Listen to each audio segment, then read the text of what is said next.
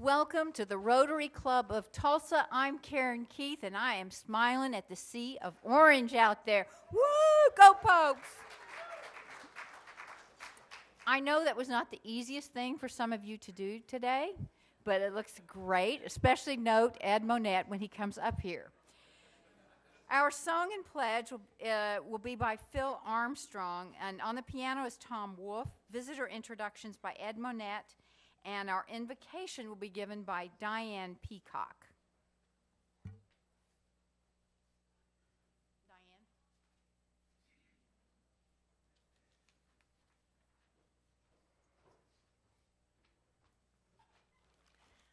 Let us bow our heads. Dear Heavenly Father, thank you, thank you, thank you. Thank you for our lives here today. Thank you for this club. Thank you for this day. One of your great commandments is to love your neighbors as yourself. Give us humility of heart and help us to realize that at one time in our lives, we are all lepers at the gate in someone else's eyes. We're either too poor or maybe too rich, too brown or maybe too white, too female or maybe too male, too old or maybe too young. Help us put aside self-seeking. Let us be hearty partakers of your love, and in so doing, pass this along to our fellow man. Thank you for bringing us Burns today.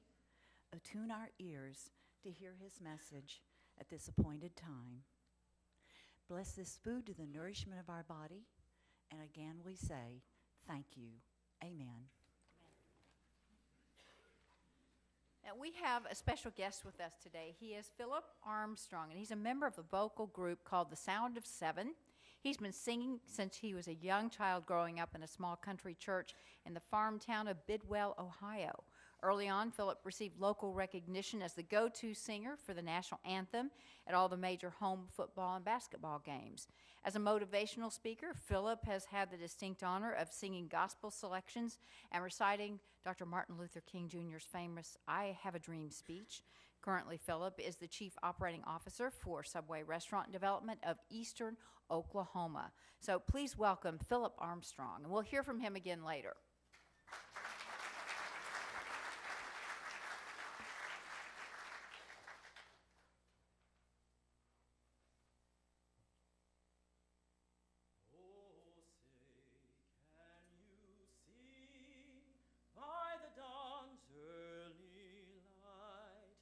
What so proudly we hailed at the twilight's last gleaming,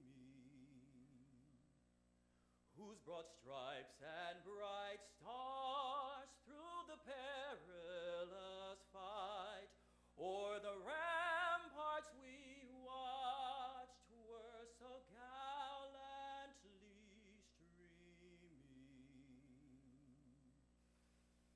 And the rocket's red glare, the bombs bursting in air, gave proof through the night that our flag was still there.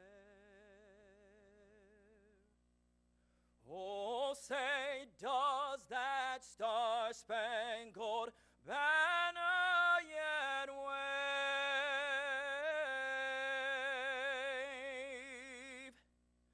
o'er the land of the free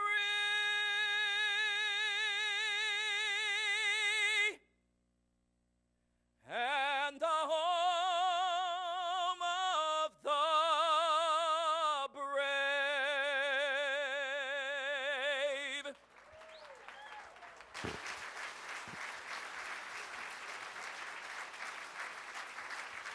Thank you.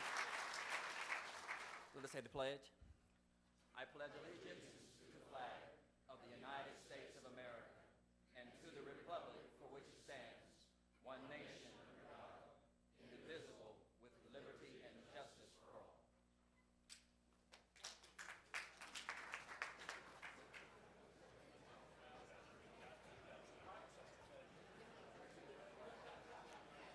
I'd like to welcome everyone to the Rotary Club of Tulsa. We have a boatload of guests today. I am going to zip through this real quick so we can get to our speaker. I am first going to announce Rotarians with their guests, and if you will briefly stand so everyone can spot you and sit back down, we'll get right through this. We'll hold our applause till the very end. Rotarian Terry Heritage has brought Elizabeth Lawrence, her chief nurse. Rotarian Paula Wood is here with Marcy Brandon with Fraternal Order of Police. Tim Caldwell has as his guest Charles Hembry with Magnolia Designs. High Camp has Terry Dykon, retired from Citgo. Paul Johnson has brought Jeff Johnson, his son. Jan Johnson has brought Angie Johnson, her daughter. Carl Vincent has with him Gary Bartlett with Bartlett Equipment. And Steve Mason has as his guest former state senator Charles R. Ford. Wayne Schwanet, who will be introduced again in a moment, has brought with him James Blazer, a business associate. Glenn Wright has his friend Trina Boomer. Glenn has friends. Bomber. Well, given the sea of orange, I needed to get a boomer in there. So,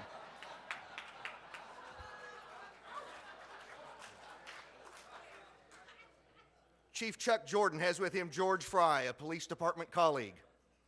Greg Frizzell has his lovely wife, Kelly. Karen Keith has an OSU buddy and friend, Betsy Martin. And Will Smith has Luke Bomer, his friend. Boomer, Luke. Beth Donica has Dana Thetford, a friend. Chuck Shipley has brought with him Jerry Ryan, retired from FinTube. Gene Martin has John Colley. Phil Viles brought Steve Walls with Health Pro. Tom Klenda is here with Jim Reeb, self-employed. Tom Hardcastle brought Mike Bullock with Specific Systems, and he brought Don Hardcastle with Coachwise Solutions. Chuck Wilson has former Rotarian and owner of Carl M. Leonard & Son, Thad Leonard. Karen Keith also brought Phil Armstrong, that we already heard, the COO of Subway of Eastern Oklahoma. Jason George has Jeff Beatty with the Tulsa Drillers. Ray Batchelor brought his friend Nancy Daniel. And Austin DeMarco has Brad Nelligan with New York Life. Let's give all our guests a warm Rotary welcome.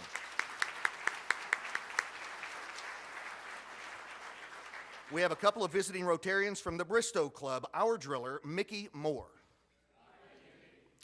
Past district governor from the Rotary Club of, you're not the Rotary Club of Tulsa, Tom Clark. You're Sunrise Rotary, aren't you, Tom? But you're here enough. You're honorary. Okay. And from Bixby, we have Wayne Schwanet. Thank you all for being here, and please come back.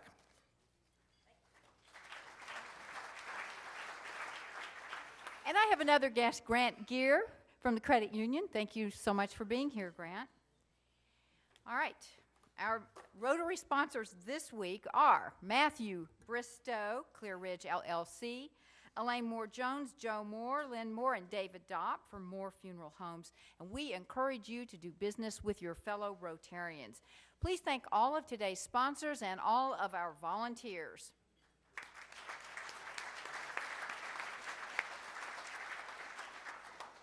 And committee meetings today, Above and Beyond, room 232, and membership development, room 234. And I wanted to say that I hope everybody enjoyed Teddy Roosevelt last week. He was also a really big hit at the Centennial in Muskogee's Rotary. He's really Joe Wiegand. He's from Sewanee, Tennessee. He's a Rotarian and travels around the country as Teddy Roosevelt. He gave us a good deal, which we in turn shared with area schools and the library. Special thanks to Casey King for hosting Joe at the Doubletree downtown. Casey, Joe greatly appreciated the accommodations.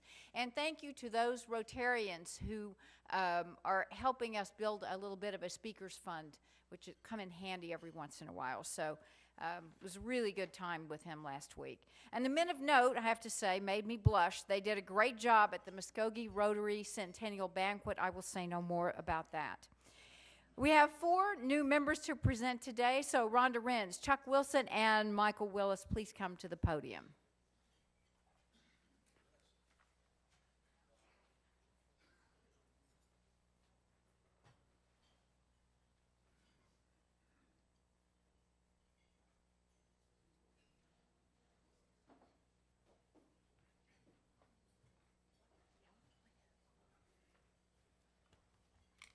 told her to stand really close to me.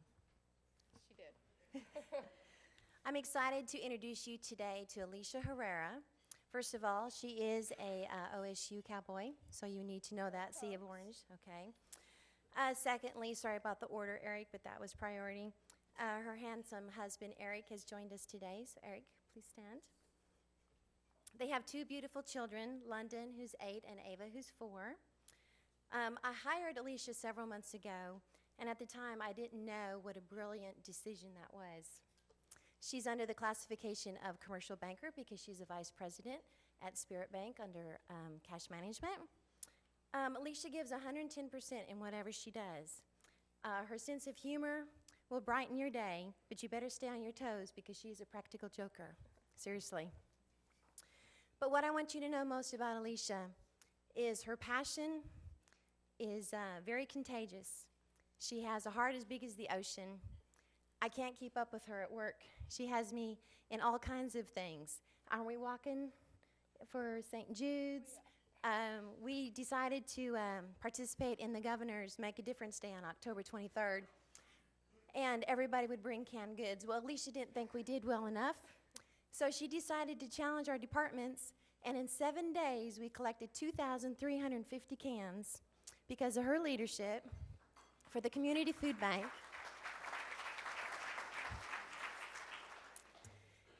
There's a quote that I want to tell you. I love quotes. So people are brought into your life for a reason, a season, and a lifetime. And I truly believe that Alicia was brought into my life for a reason. Now it's been a season, and I know it will be a lifetime. Today, I want you to welcome Alicia as I give her the 4-way test that she already has memorized, by the way, and her pen. So welcome, Alicia.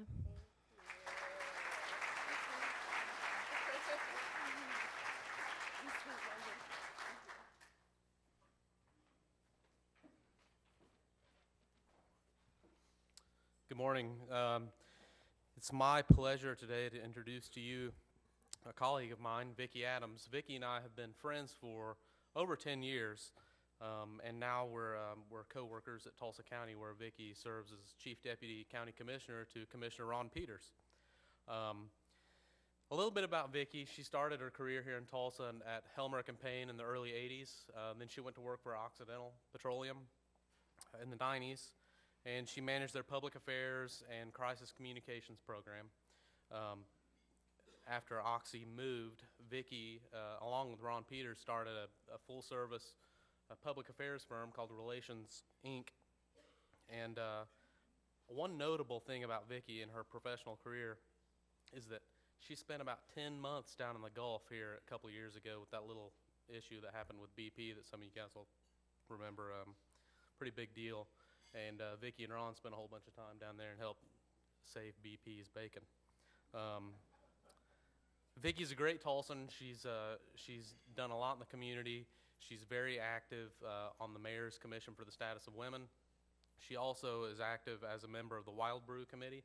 And Wild Brew, if you guys don't know about that, it is a benefit for the Sutton Aviation Research, not aviation. Vicki's married to Steve Adams. They have 5 boys between the two of them, and it is my pleasure to welcome Vicki Adams to the Rotary Club of Tulsa. Thank you.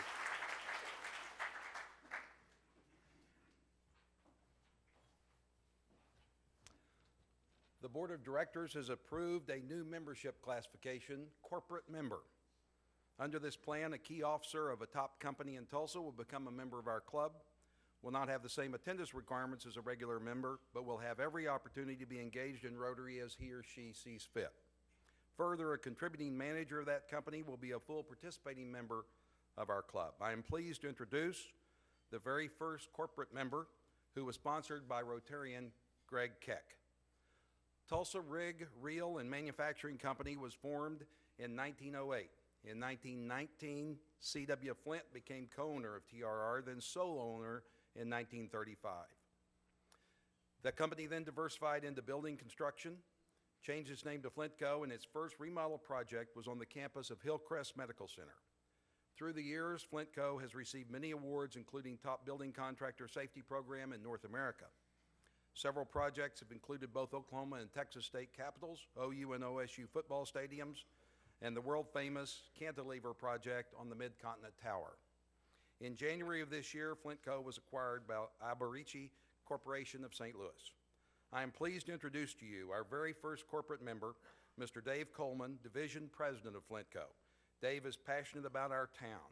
He has served on the boards of the TCC Foundation, United Way, Big Brothers and Sisters, and the Tulsa Regional Chamber. Please join me in welcoming Dave to Rotary. Glad to have you.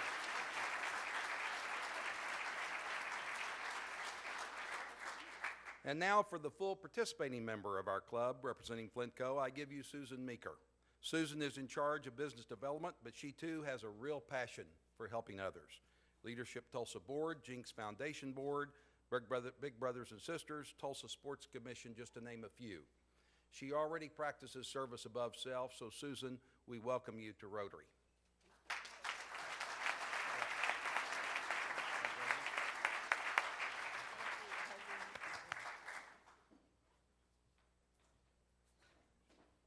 And John Stava, thank you for new member orientation today. We appreciate it.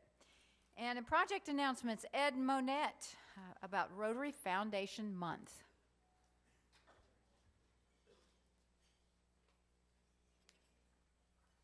Thank you, President Karen. Many of you have wondered what the little red dot on your badge was and wondered what the little card on your table is, but I will tell you quickly. As you know, Ron Burton, our Rotary International President, is from the great state of Oklahoma. He has issued a challenge to all the Rotary clubs in the world to become first class. What that means is he wants everybody to give something to Rotary International this year. Any club who has their entire membership give something to Rotary International becomes first class, gets first class designation. Now, here's our challenge. The Rotary Club of Tulsa wants to become the very first large club in the world to be designated first class. We're going to do it by the end of this month. Now, here's how we do it. Look at your badge, and if you have a red dot, please stand up. Quickly. Okay, you're done. You have given something to Rotary International. In all likelihood, through Bob McKenzie's efforts, you gave to Polio Plus. Okay, for those of you that are dotless, there is a card on your table. Looks like this. We've tried to make this brilliantly simple. Here's what you need to do. You need to put your name on it. You need to put an amount, check an amount. You need to attach cash or check or credit card information, stick it in that envelope. Then you're done. Now, also on the back of your card in tiny print, so only the young people can read it, you can go online and donate as well. If you do go online, please notify the Rotary office because there's lag time donating on that. Now, you have two choices when you make a donation of where you want your money to go. I highly recommend that you make the choice of Polio Plus. I believe that's the red one. End polio now. It helps Bob, who's gone all over the country. And Duff, who is going this year. Duff, stand up. Where is he? Duff is riding this year also. Back here. Well, thanks, both of you all. Their efforts are generating tons of money. I need to remind you, okay, supports his efforts.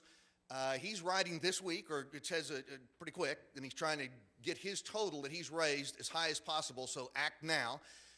Bill and Melinda Gates Foundation matches your donation 2-to-1. You give $1, let's say, you give $10, Bill gives $20, that's $30. You have now inoculated 50 children from polio.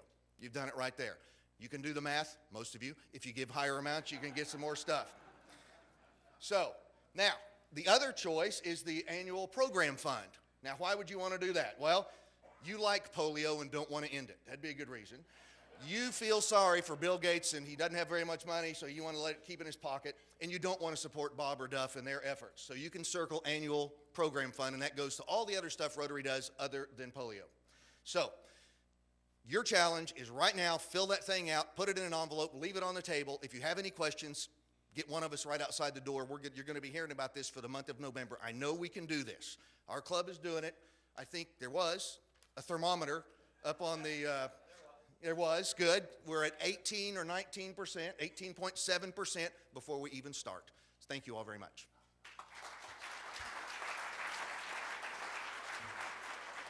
Well done, Ed. And I have this ambition that if we can be the first large club to accomplish this, we can use it as leverage to try and coerce Ron Burton to come speak to our club. It'd be great to hear from the international president. So anyway, we'll try that tactic as well. So thank you all for helping us with this project. Paula Wood. And this is fun, too. This is very fun. Thank you, President Keith. You know what? So if anybody has ever had the hankering to shop with a cop, raise your hand. Well, boy, do I have a deal for you, because you know what? Look at this. Here's a cop, and she's shopping right here. This is Marcy Brannon. Marcy was it with the original year was 2002 when you started this project with John Raines, who's out there, and so we're thrilled to have Marcy here. And you know what, President Keith, I don't have on orange. Marcy doesn't have on orange, but she knows a lot of people that do have on orange today. So I'm just saying, that's supposed to be funny. So she's caught, right? Okay. Okay. So you want to know more about Shop with the Cop? It's going to be December the 7th. It's going to be from 10 until about 1 o'clock. I see Rob Berry, who was there at Walmart yesterday. We're making these grand preparations, and Marcy's going to tell you just a little bit more about Shop with the Cop. Oh, yeah, thanks. Throw me down under the bus. Please come out and help us enrich the lives of about 30 kids or 30 families. I think our Academy class of 17 is going to be out there. My Explorers will be out there, and hopefully I can get a bunch of other officers out there too. So it does help and make the kids see us in a different light and a better light. So please come out and join us. Thank you, Marcy. And you know what? So on your table are some sign-up cards for you to sign. Janet says she's a champion shopper, so she's coming. She's going to be there first. And here's our incentive. John, if you will help me out, please. Heads up, everybody, because you're receiving gifts. They're going to be thrown across the room. So there they are. So come, shop with the cop, sign up, and we thank you so much. Thank you, Paula. Paula, that remark about Marcy knowing all these people in orange, it almost went like that, but I got it. Thank you. All right. And Brad Anthematten. Okay, that's a tough act to follow, I have to admit. But I don't have anything you have to fill out on the table. What I have for you to fill out is out in the hallway. Those of you who are astute and previous bell ringers have probably already put your name in a slot, because you know the good times and the good positions go quick and early. Of course, I'm talking about Salvation Army bell ringing, which is this year is going to be Thursday, December the 5th, from 11 o'clock till 5 o'clock. All I'm asking is for 1 hour of your time, and there should be a location conveniently located to either your office, your home, school, whatever. Weather is already ordered. It's going to be a beautiful day.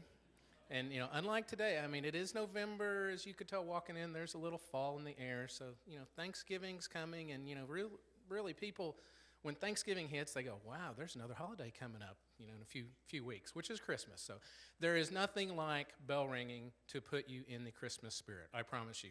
I have done this every year since I've been in the club. Most years, Ron Butler and I do it as a team. Unfortunately, Ron is not going to be able to join me this year. He's going to be out of town.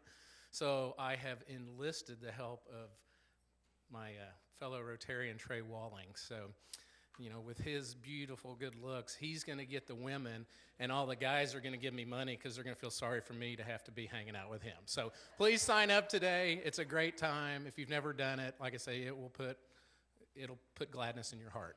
Thank you. Thank you, Brad. And now our Sergeant at Arms, Janet Rockefeller. Okay, I have a couple of different things, and I want you guys to participate with me. First, today is Jane Stewart's birthday. Happy birthday, Jane. And it's also Hi Cam's birthday today, but we have a special guest here today who's celebrating his 95th birthday, as well as 58 years in Rotary, and that's Mr. Ed Bentley. Ed, great to see you. So why don't we all sing happy birthday?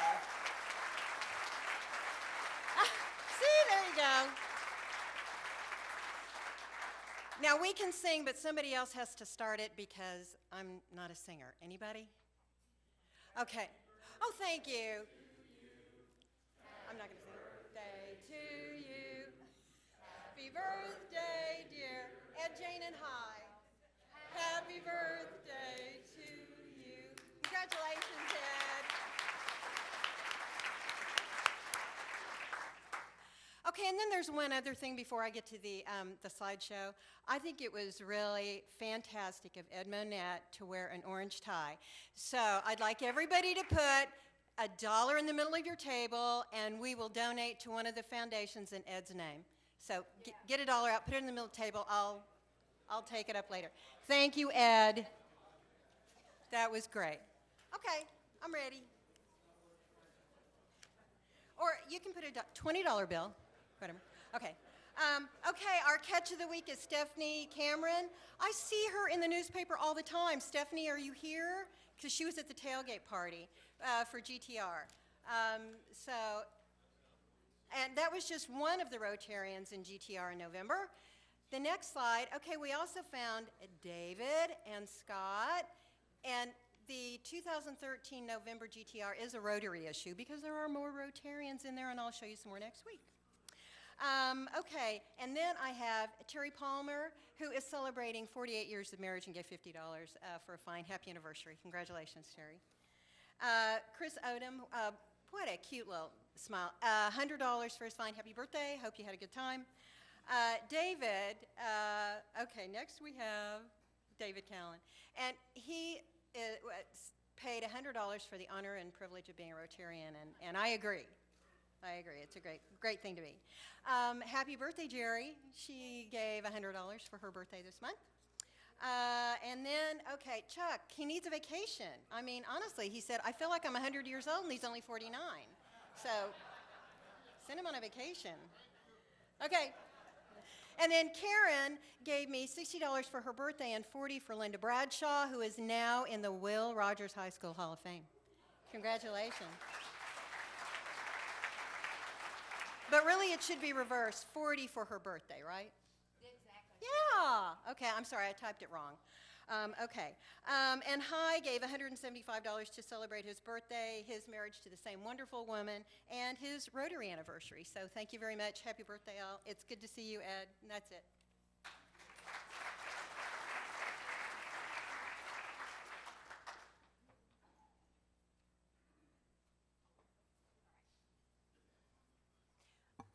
Our Rotarian of the Day is Keith Bailey, who joined our club in August 2004. Keith is a retired Williams executive. He is a Club Foundation Fellow, Paul Harris Fellow, and Keith is incredibly generous and makes a difference wherever he is. So glad to have he and Pat back in Tulsa, at least for a little while. Please welcome our Rotarian of the Day, Keith Bailey.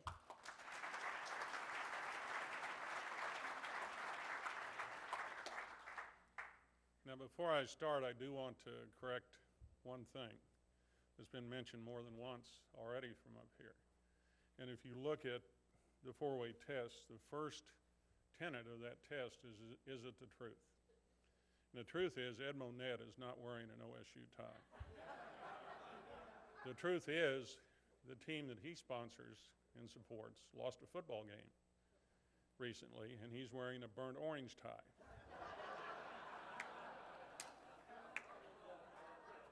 This is a brighter shade of orange. I was really surprised and a little bit excited, actually, when I got an email from Karen and said, when are you going to be back in Tulsa? And I told her and said, my first meeting back will be the 6th of November. And she said, well, I want you to consider being Rotarian of the Day. And I was flattered by that until I realized that the responsibility is to introduce somebody, and then she gave me somebody to introduce that really needs no introduction. So I said, well, there's got to be more to it than meets the eye. So I called my guru on all things Rotary, Bob Sade, and I said, Bob, what in the world does President Karen have in her mind asking me to do this? And he said, well, he's probably concerned. You coming back from Wyoming, she's heard how you dress when you're out there. And she's concerned that you'll continue that dress when you come to Rotary. And she probably wants you to wear a suit. And I said, well, I think I've got a suit. And fortunately, we've got a vacuum that has got the little hose with the kind of furry thing on the end, and I could get the cobwebs and the dust off, and it did a good job. And then, no sooner had I figured that out than I get another note. We need to wear something orange. And I called Bob again. I said, Bob, come on, what's this deal? Do I have to wear an orange suit? I said, I know our speaker does occasionally, but do I have to wear it? No. He said, if you just get an orange tie, that will do it. So I said, that ought to be easy enough. So I ran over to Bedlam Sports. They're on Memorial, and I know people are familiar with that. And they've got a big store that you go in, and there is just a cornucopia of a brighter shade of orange. And a young man meets me and says, can I help you? I said, you can't. I said, I need orange tie. I need a tie. He said, I'm sorry, we don't carry ties. If you go down 2 doors, there's a TU store, and they carry ties. And I said, but I need an orange tie. And I was hurrying, I was getting ready to leave town. I said, well, maybe President Karen would let me get by if I just had a nice golf shirt. And I said, could I get a shirt? I need one, a nice shirt, collar and all. And he said, well, we don't have any shirts with collars. If you want one of those, you're going to have to go next door to the OU store. He said, but we've got all these T-shirts, we've got these shot glasses, we got koozies. I mean, we've got stuff you wouldn't believe. I said, now these are my kind of people. However, I don't think it's going to do what President Karen wanted me to do. So I run over to Dillard's. And I said, do you happen to have any orange ties? He said, well, we bought one a couple of years ago and put it in our inventory. And he said, I think we still have it. Let me go look. And he found it. And fortunately, I had an orange tie. So I said, man, finally, I've got the dress taken care of. Now I've got to worry about introducing a man that needs no introduction.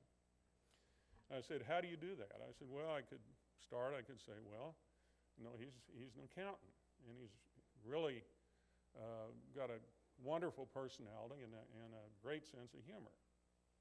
Or I could say he's a lawyer, and he's a really nice guy. I said, as soon as that word's come out of my mouth, everybody in the room is going to say, well, there are a couple of oxymorons if we've ever heard them. So I said, well, that may not work. What else could I say? I said, well, I remember he and another guy of a different political persuasion had a TV show for a while. And people might remember that. And they were on, I think, every Sunday morning. I think they put them on behind Lewis Meyer to try to get the carryover from the viewership.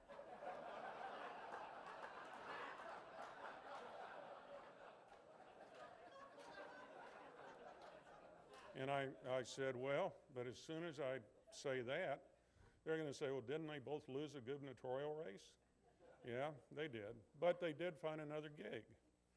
And if you go over to Oklahoma City tomorrow night, you'll see them, because I think they now are the MCs in perpetuity for the Oklahoma Hall of Fame. And in fact, it occurred to me driving down that I actually was backstage with them several years ago. And I was, again, asked to introduce somebody that needed no introduction. And we were standing there talking, and Mike Turpin's cell phone went off, and people started scattering everywhere. And so I turned to our speaker, and I said, well, what's the matter? And he said, oh, it happens all the time. He's so big that when that happens, they think he's getting ready to back up.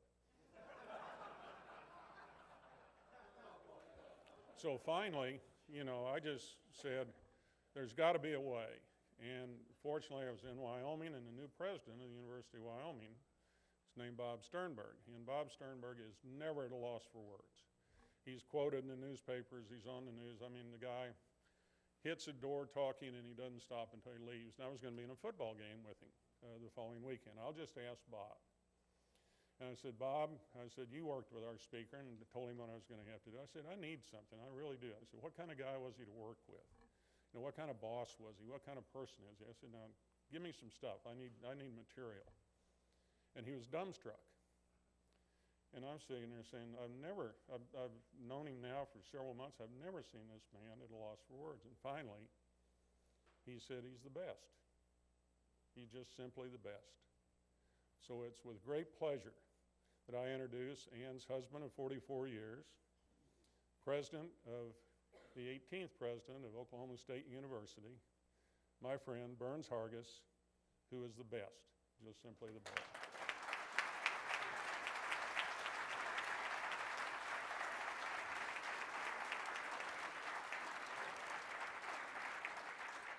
Well, I've had a lot of introductions, and that was one of them.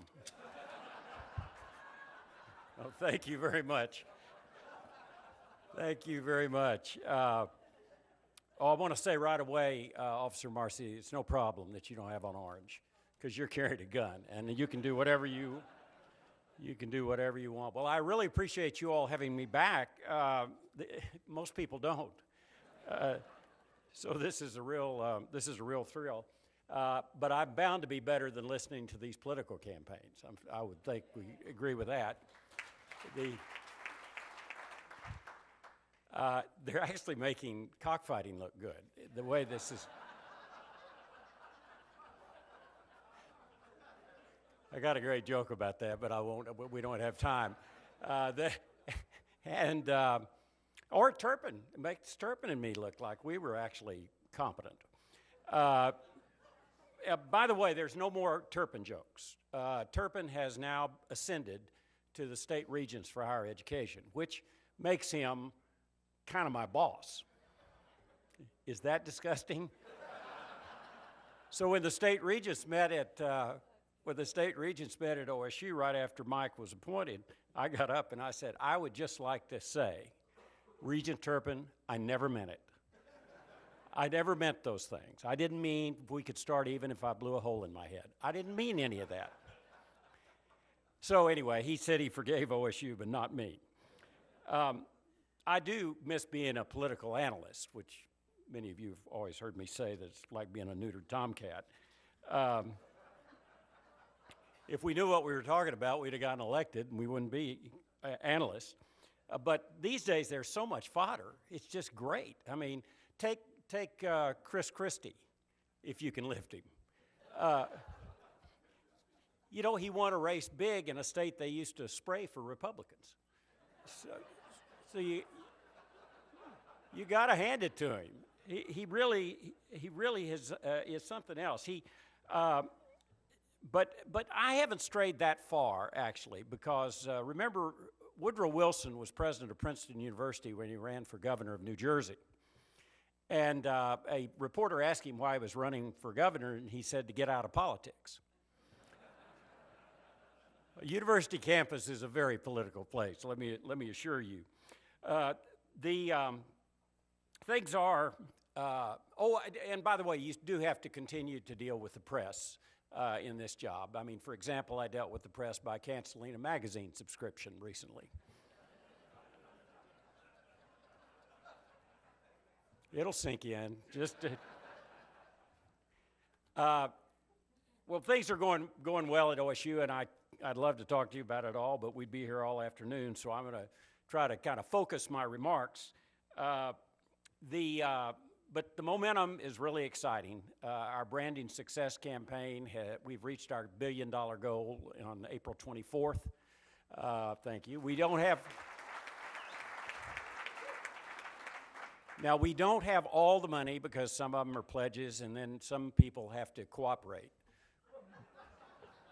with the state gifts they need to pass on, and that includes me. But that's created lots of scholarships and helped a lot, keeping college affordable. And nothing really in Oklahoma's future is more important than more college graduates. If you look at the correlation between per capita income in a state and the number of college graduates or the percentage of college graduates, it's linear. It's exactly linear. I mean, Connecticut has the highest, and they have the highest per capita income. So it's critical that we do this, and in order to do it, we're going to have to make it affordable. But I'd like to kind of focus on Tulsa, because Tulsa is very important to OSU. Not only do we have thousands of alums here, but this freshman class had 500 students from Tulsa. We do have a record enrollment now. We have the largest enrollment on all 5 campuses of any university in the history of the state. So that's really created quite a traffic jam at OSU. And it's the most diverse class we've ever had. They have over 25% are minorities. We still graduate more Native Americans than any university in the country. The Northeastern, we're always going at each other on that, but we're proud of that as well. And we've got a lot of out-of-state students. I mean, to think we've had record enrollment when last year there were 1,000 fewer high school graduates in Oklahoma than in the past. So, and that's a demographic, frankly, that's continuing through about 2018, if the prognosticators are right. So we've got our work cut out for us. But what we've done has been very aggressive in Texas, and 30% of the last 3 classes are from Texas. So we've really, there's a lot of Texas license tags in there. So we're bringing money into Oklahoma, and we're proud of doing that. And a lot of money comes from Texans. I can think of one in particular that is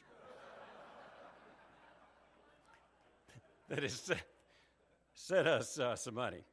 But anyway, we've gotten tremendous support out of the Tulsa community. As all of you all know, the citizens have shared their treasure and their time with OSU, with the creation of OSU Tulsa, which of course focuses on upper division as well as graduate courses.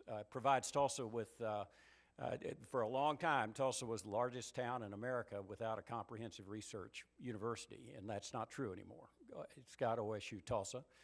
And we've, of course, got the Helmrich Center there, which engages in very advanced materials research. And there are a lot of other exciting things going on there, some of which involve unmanned aerial vehicles. Some people call those drones, but we don't. We call them UAVs. And then, of course, I want to talk about the Health Sciences Center. We have a big wellness initiative at OSU. So let's talk about healthcare a little bit. And I'm not talking about getting on the website. I know that's, what's that all about? You can tap Merkel's phone, but you can't. They should have just called. Why don't they call Amazon or eBay or something? I mean, or frankly, most any student under 20 could probably, which suggests that they wouldn't have much luck in this room with us, would they? No, back to healthcare. We have a big wellness initiative, and it's really resulted in very low insurance rate increases. And we're talking about all kinds of wellness. We have a number of initiatives. We were the first tobacco-free campus in the Big 12. I don't know if other than I know OU has gone to that, but that's a big help, and it's much cleaner. That's the other part I like. I did have one employee who had a note from his doctor that said smoking was good for his colon, which activates the Disabilities Act. So we need to provide him, but only him, a place to smoke. So I chose the place where all the satellite dishes are, because I assumed there could be some radiation there that would, just kidding, little joke. It's just a little joke, not true. It is by the satellite dishes, but I don't think there's any radiation there. But there's a lot of things that we're doing. We have free access to our fitness center for all employees and students. We have the Sarah Teams Wellness Center. We have the Reboot Center where you can go if the stress is getting to you, which happens a lot right before finals. And my wife Ann has started this pet therapy program where pets are on campus and you can pet them, and kids miss their pets. We have been assigned a pet, so to speak, named Scruff. And this dog was found by 2 of our kids, had been shot in the elbow and had BBs embedded in his skin. So, as you can tell, there could be some emotional problems there. He has not gone into training yet, but Scruff is a cross between a terrier, a seal, and a pit bull. So if I seem a little annoyed today, I had to take Scruff out this morning, and he took me out. But the most important part of our wellness initiative is our Center for Health Sciences, and that's what I want to talk about in the few minutes I have left. This school has 115 students in every class. It is turning out a great number of of physicians that are primarily in primary care, which is Oklahoma's crying need. Oklahoma is 43rd in the number of primary care physicians per capita. And 1 out of 4 of our physicians are over 60 years old. And I dare say the events going on in healthcare right now, that may accelerate the attrition and the retirement. So it's critical that we graduate these students, and we focus on rural and underserved areas. And that's kind of a challenge because physicians tend to practice within a very short distance from where they do their residencies. So we've been recruiting students through FFA who can actually go to OSU for 3 years and then come to the Health Sciences Center, get their 4th year. Their bachelor degree is then issued to them. And then they actually get out and practice a year earlier than they otherwise would. So that's working great. The key element in this is the OSU Medical Center. And as you know, as Tulsans, that hospital has had challenges, financial challenges, for a long, long time. It is essential that we have that hospital to train our doctors. St. Francis, St. John's have been very good to us. And we have physicians training and have residencies at those hospitals, but we have to train our medical students at that hospital. And the legislature this past year finally, well, didn't finally because they had addressed it 5 years before, but much more aggressively dealt with the financial situation for that hospital by appropriating funds that, with matching funds from the Healthcare Authority, will provide $18.5 million to the hospital. But that's only part of the equation. The other part of the equation is we have to have a partner. That hospital has to have a partner because it has to have somebody that people that have enough of the services that we will have access to train doctors in these various areas. And so we are actively seeking a partner. I want to have this done and in place by the start of the legislative session, because that's when the fun starts on Lincoln Boulevard. And if we do that, I think this hospital has a very long and prosperous future here for the city of Tulsa. It's also a big win for the city of Tulsa because you need an indigent care hospital in a city this size and in this area of the state. So I hope you all will watch this. The city of Tulsa the government has been very supportive. We've created a city trust, and that city trust is actually conveying the hospital to the Oklahoma State Medical Authority, and I think we will have a bright future. But I just want everybody to understand how critical that is. We need the doctors. Tulsa needs the hospital. It's a win-win for all of us, including all in the rural and underserved areas. I want to close here by talking a little bit about this one other thing with Tulsa, because we have so many supporters here that have done so much for us.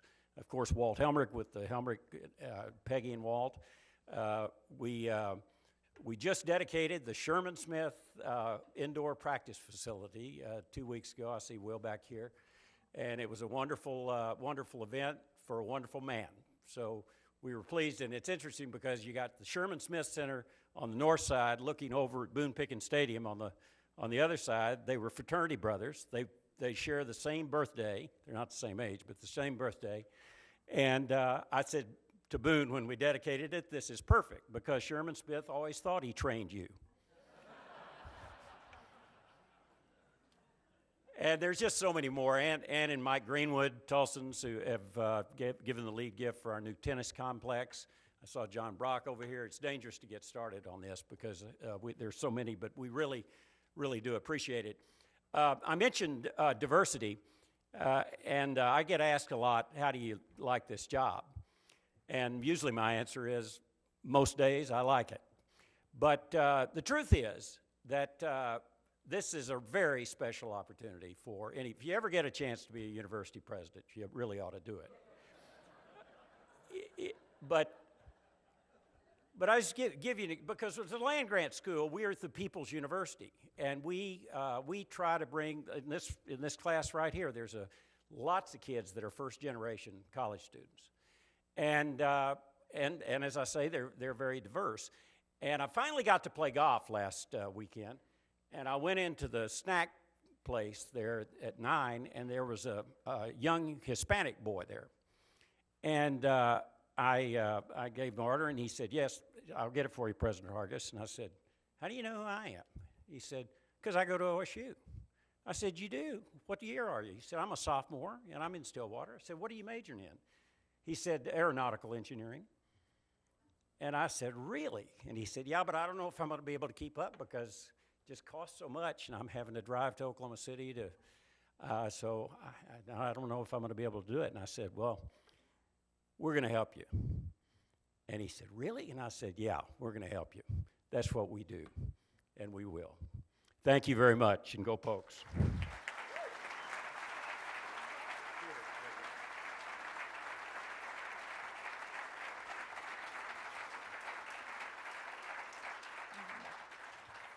Would y'all like to ask just a couple of questions? Yes. Joe? Very, very important. I should have mentioned Howard and Casey Schrum, the dean of the medical school. But we have great leadership here in Tulsa for OSU. And Howard came just about the same time I did. And we've, of course, been friends for many years and worked in politics and lots of other things. But he's a great Tulsa leader, and he's a great OSU leader. So thanks for mentioning that. Any other questions? Let's give it another Thank you very much.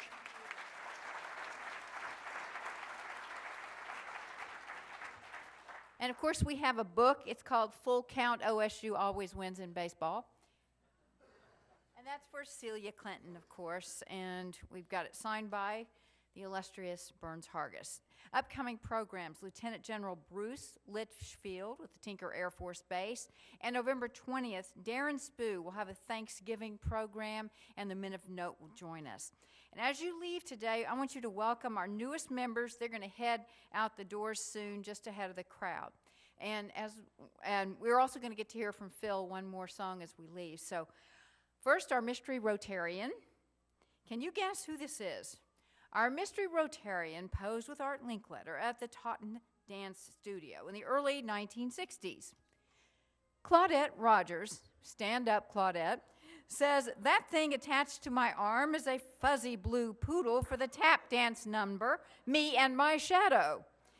Why I can remember that today and not my bank account number, which I've had for 13 years, I'm not sure. Thank you, Claudette, and please keep the photos coming in. And I love this one. That is so cute. Thank you. All right. Phil Armstrong. Phil has got another song for us, and then we'll adjourn. Hope you enjoy. Thank you, Phil. God bless America, land that I love. Stand beside her and guide her through the night with a light from above, from the mountains to the prairies, to the oceans wide with foam.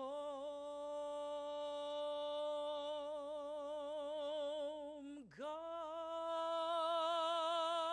bless America, my home, sweet home. From the mountains, to the prairies, to the oceans wide with foam. God bless America. It's my home. It's your home. It's our home, sweet